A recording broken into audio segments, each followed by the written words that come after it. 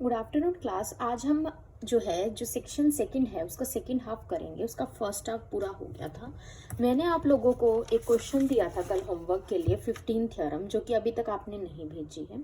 आप लोग ये थ्योरम कीजिए।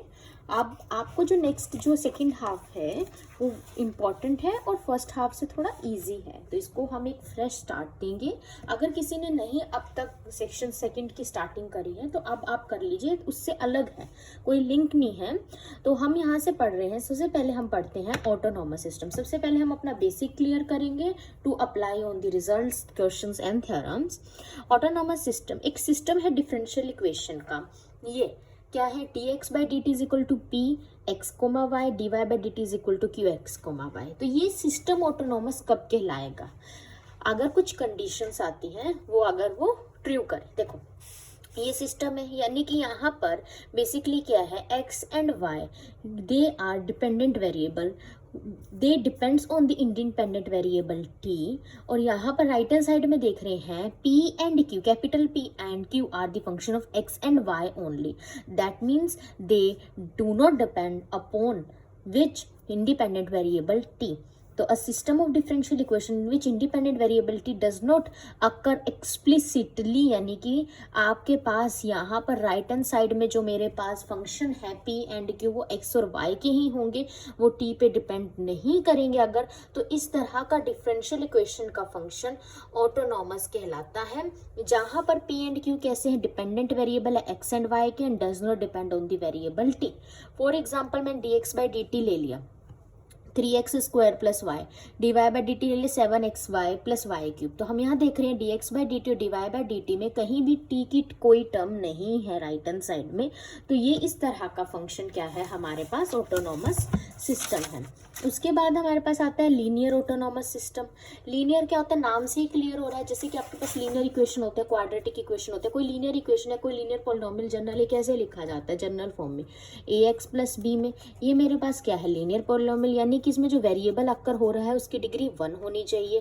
क्वाड्रेटिक पॉलिनोमियल क्या होना चाहिए, तो ये क्यू एक्स, एक क्वाड्रेटिक पॉलिनोमियल क्या फॉर्म होती है, a x square plus b x plus c, where a b c are constants. A constants है। यहाँ पर क्या होना चाहिए, ए नॉट इक्वल टू 0, यहाँ पर भी ए नॉट इक्वल टू 0। जो इसका कोफिशिएंट है 0 नहीं होगा, 0 हो गया तो लीनियर नहीं रहेगा, ऐसे इधर 0 हो गया तो क्वाड्रेटिक नहीं रहेगा।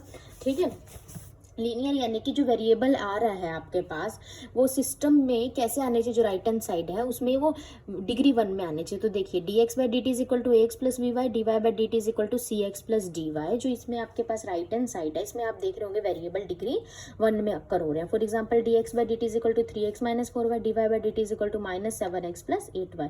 तो ये लीनियर ऑटोनॉमस सिस्टम हो गया।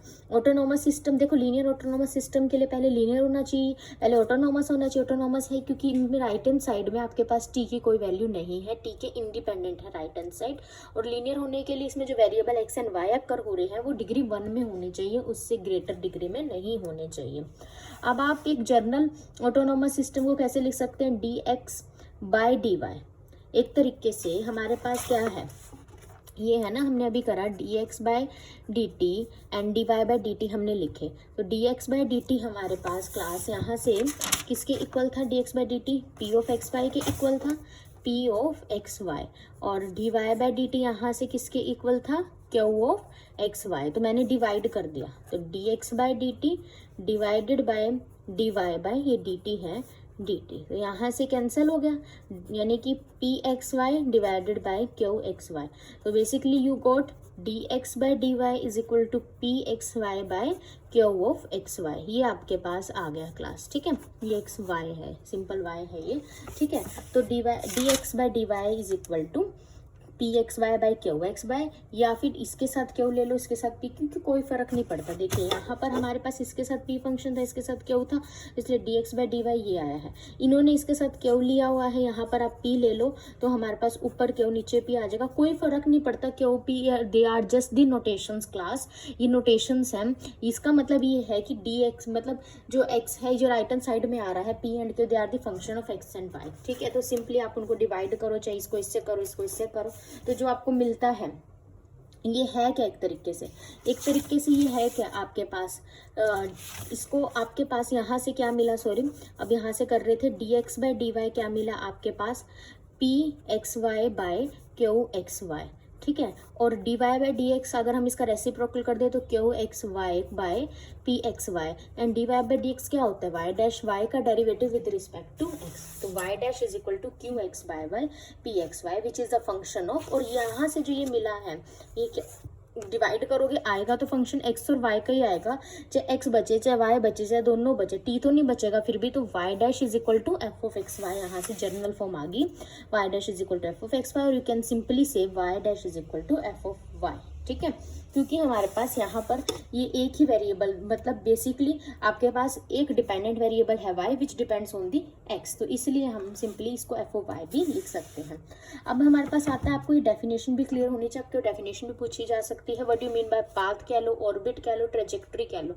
किसी का पाथ क्या होता है, जैसे कि सिंपल है, ये आपने फिजिक्स में बहुत 9th क्लास 9th 10th में आपने बहुत पढ़ा है कि एक आपने क्या लिया, स्टोन लिया और उसको आपने थ्रेड से बांध दिया और उसको आप ऐसे रोटेट कर रहे हो उस स्टोन को, या जैसे कि आप देख सकते हो rotation of the planets around the sun, जैसे अर्थ सन के अराउंड रोटेट कर रहा है, तो जब आप उसमें उसका एक पाथ है, ऑर्बिट है, जो आपके पास जैसे सन है, सन के अराउंड प्लैनेट्स रिवॉल्व कर रहे हैं, तो एक पर्टिकुलर पाथ में रिवॉल्व कर रही है, तो है नहीं कि अभी इस रिंग में रिवॉल्व कर रहे थे, कल को मन के इधर आ गए, अगले दिन मन के इधर चले गए, कभी मन किया, तो एक पर्टिकुलर पाथ में मूव कर रहे हैं, ऑर्बिट है उनका, एक ट्रेजेक्ट्री है।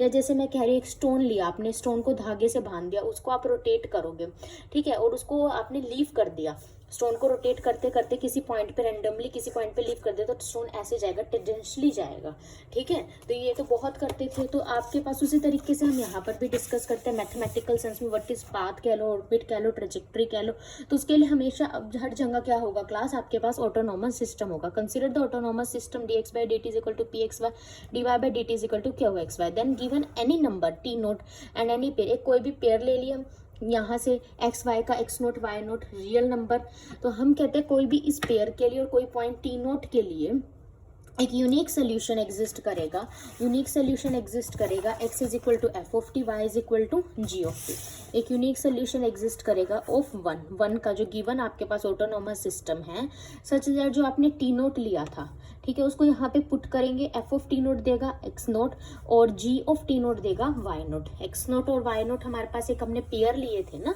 आपके पास रियल नंबर के, तो अगर ऐसे पेयर एग्जिस्ट करे और एक पॉइंट एग्जिस्ट करे, सच दैट उस पॉइंट को आप फंक्शन में पुट करो और वो एक्स नोट के इक्वल हो और इधर सोल्यूशन में पुट करो और वाई नोट के इक्वल हो, ठीक है। If f and g are not both constant function then to defined a curve in the x y plane which is called the path. देखो आपके पास एफ और जी जो सोल्यूशन है ये पाथ देंगे, क्या देंगे, पाथ देंगे, ठीक है। अगर कांस्टेंट फंक्शन नहीं है तो they defined you the path in the x y plane. तो बेसिकली सिंपल सी बात है, सपोज करो आप, ये बहुत ही बेसिक है, जैसे आप कोऑर्डिनेट एक्सिस बनाते हो, ये क्या है हॉरिजॉन्टल एक्सिस एक्स एक्सिस, ये क्या है वर्टिकल एक्सिस वाई एक्सिस, ठीक है, ये आपका ओरिजिन है वेयर दे मेट टुगेदर, ठीक है।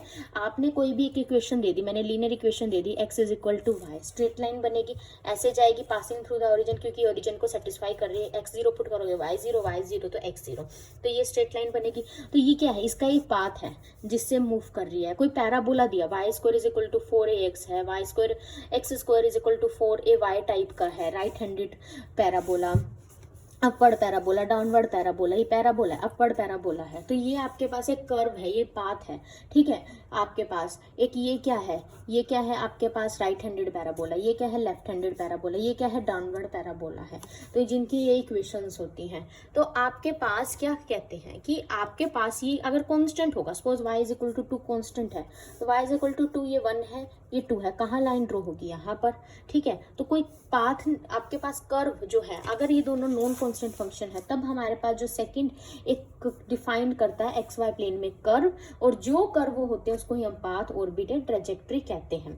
रिमार्क्स है कि जो the path of the autonomous system, as जहाँ भी लिखा होगा क्लास उसका मतलब ऑटोनॉमस सिस्टम, वो क्या है, कर्व है एक्स वाई प्लेन में विच में be defined parametrically by more than one solution of t, solution में भी different but path is same, मतलब पैरामेट्रिकली उसको हम डिफाइन, पैरामीटर्स क्या होते हैं, जैसे कि हमें किसी एक्स वाई को आर थीटा में चेंज करना है, तो हमें पता है कि एक्स किसके इक्वल होता है, वाई किसके इक्वल होता है, एक्स आर साइन थीटा होता है, वाई आर कोस थीटा होता है, एंड सो ऑन।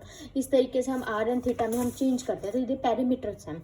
तो हमारे पास कहते हैं कि पैरामीटर आपके पास जो होते हैं उनको पैरामीटर के लिए भी डिफाइन कर सकते हैं एक से ज़्यादा सोल्यूशन के साथ, लेकिन पाथ सेम रहेगा, पाथ सेम डिटरमाइन करेंगे। स्टेशनरी और क्रिटिकल पॉइंट क्या होता है ऑटोनोमस सिस्टम का, बहुत इंपॉर्टेंट है ये क्रिटिकल पॉइंट एंड स्टेशनरी। फिर हम आइसोलेटेड क्रिटिकल पॉइंट भी पढ़ेंगे। तो कोई point x note y nought को अभी यहाँ पर इंट्रोड्यूस कर दिया, ऊपर हमने एक्स नोट वाई नोट को, तो इस पॉइंट को क्रिटिकल पॉइंट कब कहेंगे, स्टेशनरी पॉइंट कब कहेंगे, जब पहले तो हमारे पास उसके लिए ऑटोनोमस सिस्टम आना चाहिए। ऑटोनोमस सिस्टम के लिए यानी कि जो पी राइट हैंड साइड में पी एंड क्यू फंक्शन है, they are the function of x and y only independent of t होना चाहिए। फिर हम क्या कहते हैं, अब हमने क्या लिया कि अगर ऐसा हो जाए कि उस पॉइंट को हमने पी में पुट किया एक्स नोट वाई नोट को और क्यू में भी पुट किया एक्स नोट वाई नोट को और वो जीरो आ जाए, तब हम आपको क्या कहते हैं, और also known as singular point और इक्वली, तो इसे क्रिटिकल पॉइंट को सिंगुलर पॉइंट भी कह सकते हैं, इक्विलिब्रियम पॉइंट भी कह सकते हैं, स्टेशनरी पॉइंट भी कह सकते हैं। तो एक पॉइंट है उसको critical, stationary, singular, equilibrium point कब कहेंगे, जब ऑटोनोमस सिस्टम में जो राइट हैंड साइड है पी और क्यू में उस पॉइंट को पुट करेंगे और वो वैल्यू जीरो दे दे, तब वो पॉइंट क्रिटिकल पॉइंट कहलाएगा क्लास। ठीक है, उसके बाद हमारे पास है एग्जाम्पल देके समझाया हुआ है। The critical point of autonomous system, एक ऑटोनोमस सिस्टम ले, right hand side is independent of T, so since it is autonomous system, आपको चेक करना है कि 2,2 और 4,4 इज द क्रिटिकल पॉइंट और नॉट। तो आप देखिए यहाँ से आप एक्स नोट वाई नोट ये पुट करेंगे, एक्स की वैल्यू 2 पुट करेंगे, वाई की वैल्यू 2 पुट करेंगे, 2 - 2 0 आ गया और हमें क्रिटिकल पॉइंट होने के लिए 0 आना चाहिए, तो ये फंक्शन 0 आ गया। ऐसे ही यहाँ पर 2 पुट करेंगे, 2 का स्क्वायर 4, 2 पुट करेंगे, 2 का स्क्वायर 4, 4 - 4 कैंसिल हो गया, ये आपके पास 0 दे दिया, तो 2,2 का क्रिटिकल पॉइंट होगा। 4,4 भी इसी सिमिलर वे से सेटिस्फाई कर देगा, तो 2,2 and 4,4 are the critical point. ठीक है, तो इस तरीके से हम और भी क्रिटिकल पॉइंट निकाल सकते हैं। अब आपके पास रेगुलर पॉइंट क्या होता है, कोई point x note y nought regular point autonomous system का कब कहलाएगा, अगर इक्वल टू 0 आ जाता है तो क्रिटिकल पॉइंट। अगर ये दोनों नॉट इक्वल टू 0 आ जाते हैं, ये पी ऑफ एक्स वाई है, ये क्यू ऑफ एक्स वाई है, जो गिवन पॉइंट है उन पे नॉट इक्वल टू 0 है, तो क्रिटिकल पॉइंट नहीं है। जैसे कि मैं यही सेम क्वेश्चन देख सकती हूँ।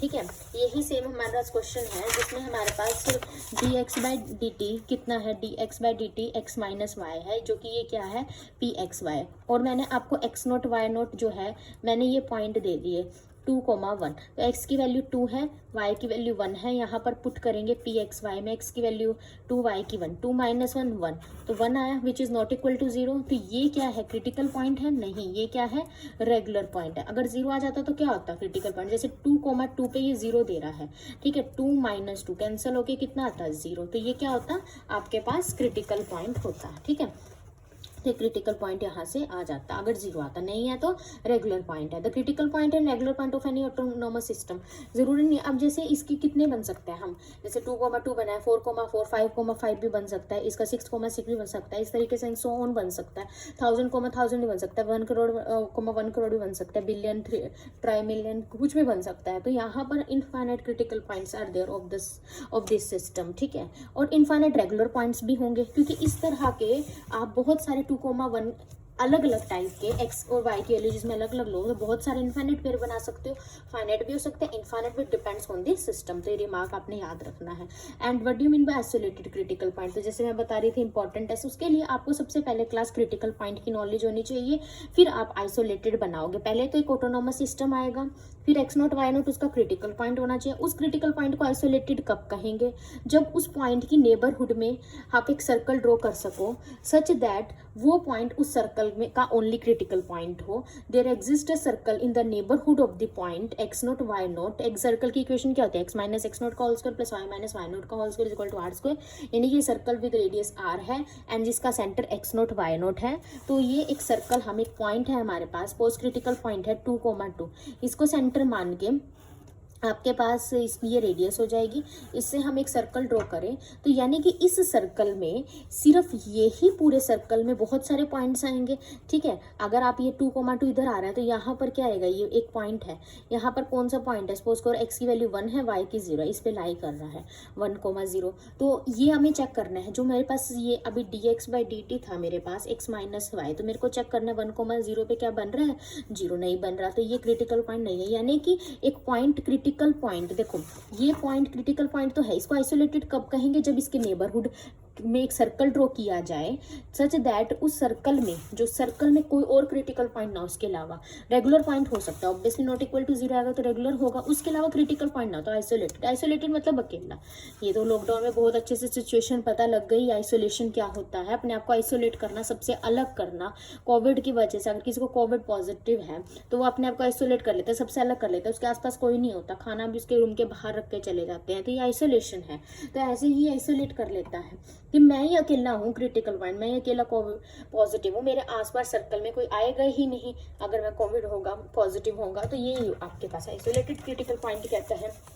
फॉर एन एग्जाम्पल आप सिस्टम लेते हो dx बाय dt y है, ठीक है, and dy by dt minus of x है। तो मैंने आपको बताया था तरीका कि कैसे dx by dt divided by dy by dt, dt cancel हो गया, आपके पास सिस्टम आ गया y बाय माइनस x, ठीक है, ये सिस्टम आ गया।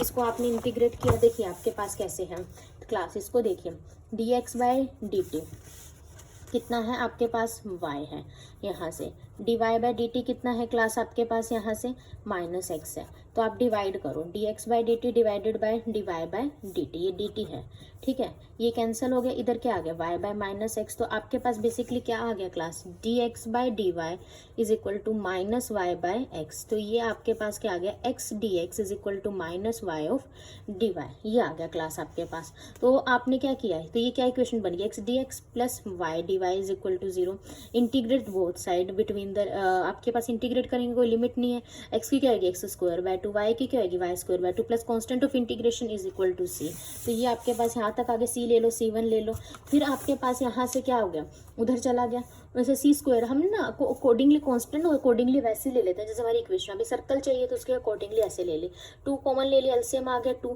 ठीक है, तो आपके पास 2 उधर चला गया तो 2c स्क्वायर हो गया, तो बेसिकली इसको c1 स्क्वायर लिख सकते हैं, अनदर नाम दे दिया। तो ये क्या है, इक्वेशन ऑफ द सर्कल जिसका सेंटर क्या है 0,0, जिसका रेडियस क्या है c1 है आपके पास, ये आ गया ना यहाँ से। तो ये पाथ है, मतलब ये जो हमारे पास एक इक्वेशन आई, ऑटोनोमस सिस्टम आई, इसका पाथ कैसा आ गया, सर्कुलर आ गया, तो हम यहाँ से पाथ तक पहुँच गए, ठीक है। उसके बाद आप ये देख रहे होंगे क्लास की अनदर आपके पास इस ऑटोनोमस सिस्टम में, ठीक है, यहाँ से हेयर dx बाय dt की वैल्यू y है, तो इसका डबल डेरिवेटिव कर दिया, एक बार और डेरिवेटिव कर दिया, तो क्या आ गया इसका dy by dt right hand side से, and you know that dy by dt minus of x है इधर से, तो बेसिकली क्या आ गया d2x by dt square is equal to minus x, x उधर आके प्लस का हो गया। इसको सॉल्व करेंगे, ऑक्सिलरी इक्वेशन बनाएंगे, सोल्यूशंस इमेजिनरी आएंगे, जब इमेजिनरी की बात होती है तो साइन कोस आता है, तो x square plus y square, जब इसको दोनों साइड हम क्या करेंगे, इक्वेशन 2 की दोनों साइड स्क्वायर करके ऐड कर देंगे तो ये बचेगा, बाय यूजिंग द प्रॉपर्टी, क्या प्रॉपर्टी इसमें लगेगी, sine square t plus cos square t is equal to 1, तो ये बचेगा। तो आपके पास क्या है, तो कैसे भी करके देख लो, कैसे भी ट्रिक लगा लो, आपके पास जो इक्वेशन आएगी, जो पाथ आएगा वो सर्कुलर आएगा।